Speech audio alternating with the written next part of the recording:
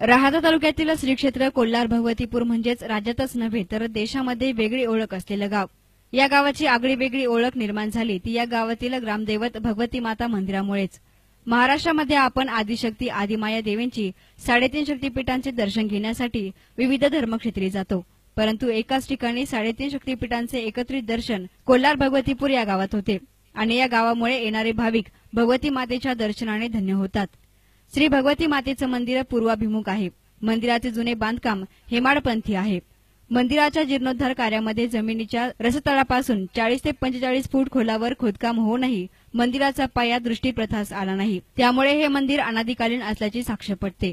त्याचप्रमाणे कोल्हार येथील श्री महादेव मंदिरामध्ये एक मोठ्या नंदीची दगडी प्रतिकृती असून त्या नंदीच्या पाठीमागच्या बाजूकडून पूर्वीच्या काळी जमिनीखालून भुयार खोदलेलं होतं। हे भुयार थेट भगवती मातेच्या मंदिराच्या पलीकडे निघते, परंतु ते भुयार आता सापडत नाही असे अनेक धार्मिक आणि सांस्कृतिक ऐतिहासिक आधार या भूमीमध्ये आहेत। प्राचीन काळी प्रवरा परिसर म्हणजे एक प्रकारचे दंडकारण्य होते।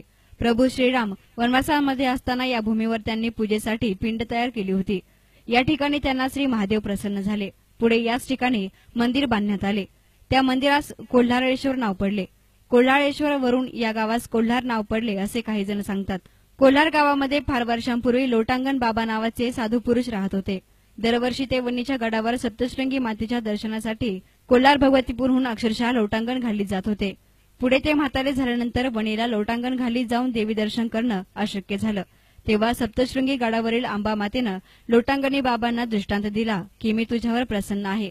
यापुढे मीच दरवर्षी पौष पौर्णिमा ते माघ पौर्णिमा या काळामध्ये कोल्हार येथे येईल आणि तुला दर्शन देईल।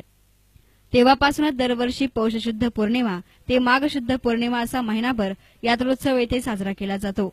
महिनाभर यात्रोत्सव चालणारे हे संपूर्ण भारत वर्षातील एकमेव जागृत तीर्थक्षेत्र आहे।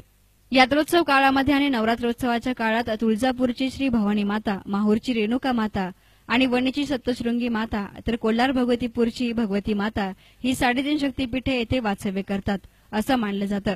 भगवती मातेने या कोल्हार भूमीस अनन्यसाधारण महत्त्व प्राप्त झालं आहे।